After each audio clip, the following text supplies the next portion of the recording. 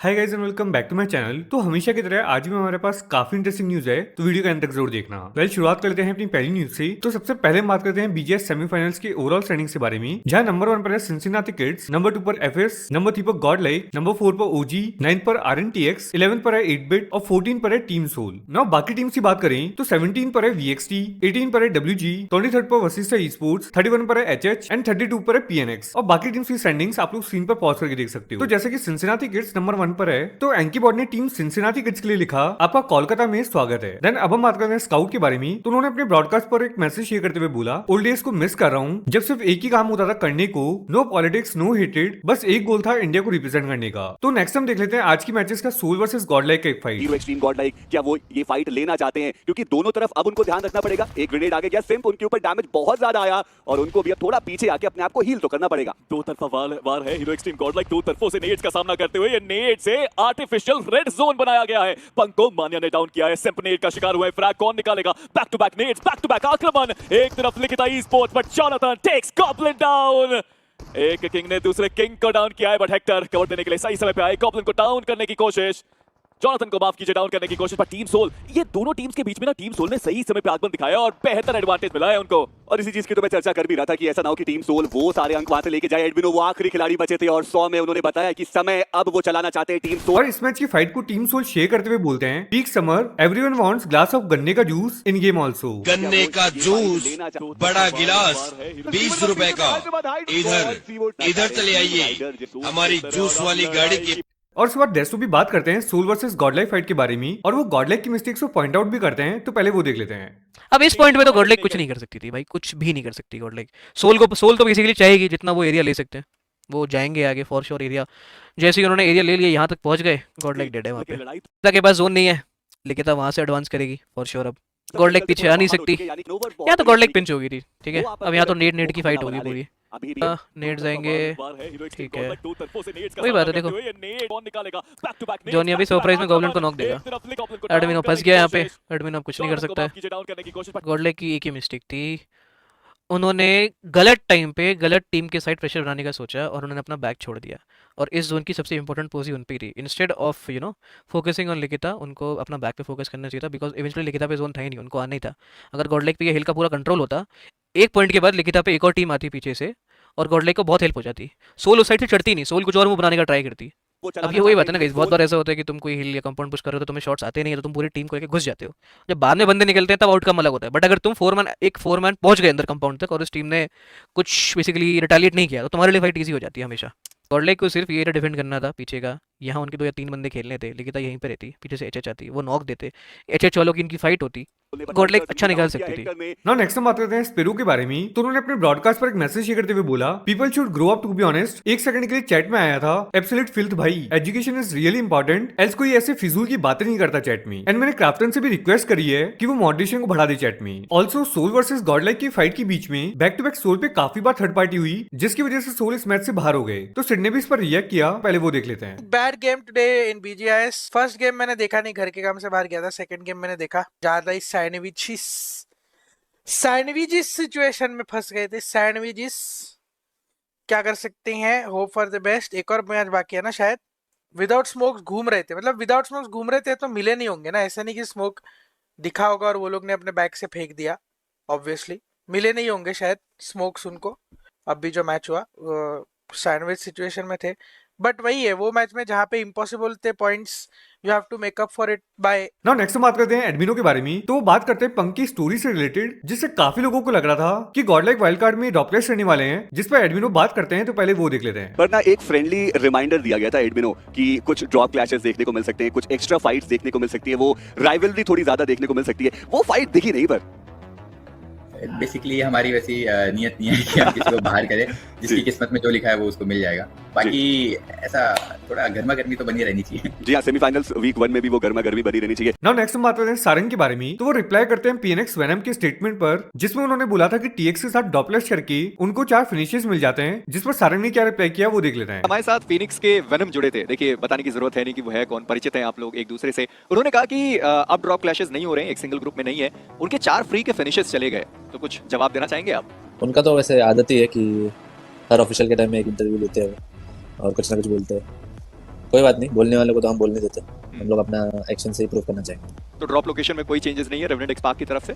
तो हम लोग का स्ट्रैटेजी के ऊपर है, अभी हम लोग को जब भी जाना होगा हम जाएंगे, 4 फिनिशेस उठाएंगे, बाकी तो देखते हैं क्या है मैच करेंगे। चलिए, वेनम ने भी बोल दिया 4 फिनिशेस, आपने भी बोल दिया 4 फिनिशेस। नाउ नेक्स्ट हम बात करते हैं सोल अमन के बारे में। तो उन्होंने बात करी उनके वाउ मोड से रिलेटेड कि उनको कितना टाइम लगता था और वो वाउ मोड्स क्यों नहीं बना रहे हैं। तो एग्जैक्टली उन्होंने क्या बोला वो देख लेते हैं। मैंने वाव मोड क्रिएट करना जब स्टार्टिंग में चालू किया था, मेरा सिर्फ एक ही मोटिव था, अगर मैं वाव मोड बना रहा हूँ, मेरे को सीखने में 1 मंथ लगा, जो कैसे बनाते वो सब करके बिल्कुल बहुत अच्छा खासा, और हर वाव मोड बनाने में कम से कम 8 से 10 घंटे जाते, ठीक है, बनाने में।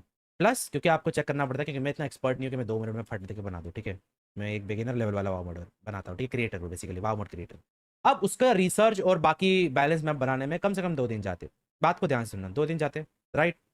जब मैं वाव मोड बना रहा था तो मेरा टाइम बहुत ज़्यादा बिल्कुल लग रहा था उसके अंदर, जिसकी वजह से मैं अपना खुद का यूट्यूब का कंटेंट कम से कम 2-2 वीक में एक वीडियो आ रहा था, आप खुद जा करके देखो पुराना, 2 वीक में स्ट्रीम मेरी मिस हो रही थी, जिसकी वजह से मेरा इफेक्ट पड़ रहा था इंस्टाग्राम और यूट्यूब पे, जिससे मेरा घर चलता है भाई। मैं सिंपल सी बात बताता हूँ, ठीक है आपको। मैंने सोचा था कि अगर मैं वाव मोड बनाता हूँ तो मुझे एज ए ऑफिशियल्स या फिर जैसा बोलो क्राफ्टन की तरफ से थोड़ा उस चीज़ में कुछ अपॉर्चुनिटी मिलेगी, सिंपल सी बात है। उन्होंने बोला कि हम वाव मोड की अभी कुछ ऐसी अपॉर्चुनिटी, बोला नहीं उन्होंने, बस कुछ मतलब मेरे को दिखा नहीं स्कोप ना, उनके मे भी कुछ प्लान्स नहीं होंगे वाव मोड क्रिएटर्स के लिए, कुछ ऐसा कुछ प्लान नहीं होंगे। तो मैंने कहा then why I am doing all of this, simple सी बात है। नाउ नेक्स्ट हम फिर से बात करते हैं सिड के बारे में। तो काफी लोग उनसे बोले थे सोमाई को टीम से निकालो, जिस पर सिड ने क्या बोला वो देख लेते हैं। समय को निकालो, सपोर्ट प्लेयर में देख लूंगा यार अपनी टीम का, किसको क्या निकालना है किसको रखना है, मैं देख लूंगा भाई। आज का दिन एवरेज था, कल का अच्छा नहीं था। एग्जैक्टली आज का दिन एवरेज हर वर्स्ट केस में मेरे को लगता है चैंपियनशिप लाइनअप बनने के लिए वर्स्ट केस में हर दिन एवरेज जाना चाहिए, गंदा दिन नहीं जाना चाहिए, वो प्रॉब्लम है। गंदा गेम एक भी गंदा दिन नहीं जाना चाहिए एक भी बार। आज ये 2 दिन की चांदनी होती है यार। देखो आज सोमय खराब खेलेगा तो सोमय को हटाओ, कल सोमय 4 किल 5 किल मार लेगा, सोमय गॉड, हंटर्स को हटाओ, हंटर्स परसों 6 किल मारेगा, हंटर्स गॉड, ये वो ओपी। तो ये it's all okay, it's all good. मैं इतना ये सब चीजों पे भी ध्यान देना मैंने बंद कर दिया है, नहीं देता मैं ध्यान ऑनेस्टली। तो नेक्स्ट हम बात करते हैं गोली भाई के बारे में। तो उन्होंने बात करी बीजीएमआई के क्रिएट ओपनिंग से रिलेटेड, क्योंकि अब काफी इजीली मिथिक आउटफिट्स मिल जाते हैं, जबकि एक टाइम था जब लोग लाख रुपए लगाते थे एंड तब भी उनको मिथिक आउटफिट्स नहीं मिलते थे। तो एग्जैक्टली उन्होंने क्या बोला वो देख लेते हैं। अरे एक्चुअली सीन बताओ जोकर भाई, तुम्हें अब सही से बताओ, आजकल मिथिक आइटम जितनी सस्ती निकल जाती है पहले और जितनी लेजेंडरी, पहले वाला तो भाई मैंने एक एक्सूट निकालने में मुझे याद है, एक joker full set on stream 2.5 lakh 2 lakh रुपए लगते मतलब वो परसेंटेज जो था बहुत कम हो गया। आजकल तो 25 थी। अब ये गोल्डन वाली लड़की मिली है लेजेंडरी, कितनी इजीली मिली, 10,000 15,000 एक गेम मिल गई भाई। जोकर सेट 1 लाख रुपए लगे थे मेरे को खोलने में, जब उस टाइम पे खोला था। तो भाई मेरा ग्लेशियर जब निकाला था मैंने, मेरे को शायद याद ही नहीं कि 4-5 लाख रुपए लग गए, बहुत लगे। बाप रे। तो मतलब टोटल मान के चलो गोल्डी भाई की आईडी का वर्थ है 2 CR आई थिंक, हाई होगा, आराम से होगा 2.5 करोड़ 2.5 करोड़। क्योंकि चक्कर ये है ना, ये जब से सस्ता हुआ है तब से मैंने क्रेट ओपनिंग कम कर यस, क्योंकि वो फिर पॉइंट नहीं रहता ना, अपन इतने पैसे लगाए और फिर बाद में और सस्ता कर लेंगे वो लोग, फिर हमारा ही वो नहीं। तो नेक्स्ट हम देख लेते हैं सिम का 1v3 क्लच, जो कि टीम 8-बिट के अगेंस्ट था। और अब कोशिश करेगी हीरो एक्सट्रीम गॉडलाइक की उस पूरी चुनौती को 1-1 किया जाए। रिवाइवल इनिशिएट हो रहे हैं और जॉनसन के नाक के नीचे वो रिवाइवल हो रहा है। टर्मी की बात करें वो भी आ चुके हैं और अब ये प्रॉपर जो फाइट है वो हमें देखने को मिलने वाली है। हालांकि हीरो एक्सट्रीम गॉडलाइक की बात करें, उनके खिलाड़ी पीछे की तरफ मौजूद थे, वो ग्रेनेड उन्होंने थ्रो जरूर किया लेकिन वो कनेक्शन नहीं बनाएगा और बहुत दूर दराज के इलाकों से पंक वो हैं जो शॉट लेना चाहते हैं, पर क्या वो कवर फायर दे पाएंगे वो देखने वाली बात। हालांकि 2 खिलाड़ी डाउन है, टर्मी goes down as well. Same एक बार फिर से वो अपनी टीम के लिए सेवियर का रोल अदा करेंगे। सिम्फोर्ड वो यहां पर 3 फिनिशेस लेके जाएंगे और जॉनथन को रिवाइवल भी मिल जाएगा। ना इसके बाद हम देख लेते हैं जॉनथन का 1v3 क्लच, जो कि टीम WG के अगेंस्ट था। आक्रामक आप होना चाहते हैं लेकिन यहाँ पर क्या वो सही तरीके से काम कर पाएगा? सिम्प काफी अच्छे तरीके से उन्होंने प्लेयर को टेक डाउन किया, लेकिन अब जॉनथन का ये ग्रेनेड कुक हो चुका है। 2 सेकंड 1 सेकंड का समय, ग्रेनेड स्प्लैश डैमेज कमाल देगा और देखते ही देखते वॉबल के खिलाड़ियों की जमीन वॉबल करने लग चुकी है, क्योंकि ये ग्रेनेड्स नहीं, ये प्रहार है, ये डंके की चोट है जो यहां आएगी और 3 फिनिशेस जॉनथन के खाते में। ना नेक्स्ट हम बात करते हैं सारंग के बारे में। तो उन्होंने बात करी जोकर के परफॉर्मेंस से रिलेटेड, तो पहले वो देख लेते हैं। जोकर का अभी के लिए जो परफॉर्मेंस चल रहा है, रेवेनेंट एक्सपार्क कितना खुश है और क्या चेंजेस और आप करना चाहते हैं उस परफॉर्मेंस के अंदर?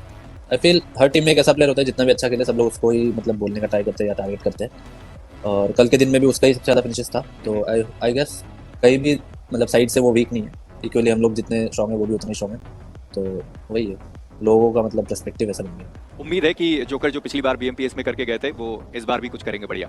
एंड लास्ट टाइम देख लेते हैं सिम का 1v3 क्लच जो कि टीम RNTX अगेंस्ट था। ऑल्सो आज सिम ने बैक टू बैक 2 मैचेस में 1v3 किया। लेकिन इस सब के बीच में वो टीम्स जो कि यूजुअल सस्पेक्ट्स हो सकते थे फाइट के, वो पाइनान के एरिया में अभी भी बैठे हुए हैं। हम लोग बात कर रहे हैं ओरंगुटैन की, हीरो एक्सट्रीम गॉडलाइक की, रेवेनेंट एक्सपार्क की। लेकिन अब फाइट्स होनी शुरू हो चुकी है। एसओए के स्मोकर ये नीचे जरूर आए, लेकिन ये नीचे आना खराब स्थिति बन चुका था। हालांकि दूसरी तरफ से एसओए के खिलाड़ी खुद के घुटने जरूर टेके, लेकिन सामने 4 पेटियां बना दी उन्होंने। पर वो गॉडलाइक के सिम्स थे जिन्होंने सबसे ज्यादा फिनिशेस निकाले इस फाइट के अंदर, और सिम के पास एंगल वहां पर बढ़िया था। पर ऑलराइट गाइस, आज के लिए मेरे पास इतनी न्यूज थी। मिलते हैं नेक्स्ट वीडियो में। Thanks for watching. वीडियो को लाइक एंड चैनल को सब्सक्राइब जरूर कर देना। ऑल्सो गाइस, अगर तो अभी तक आप लोगों ने इंस्टाग्राम पे फॉलो नहीं किया है तो मैंने पिन कमेंट में लिंक दे दिया है, जाओ जाकर फॉलो कर लेना।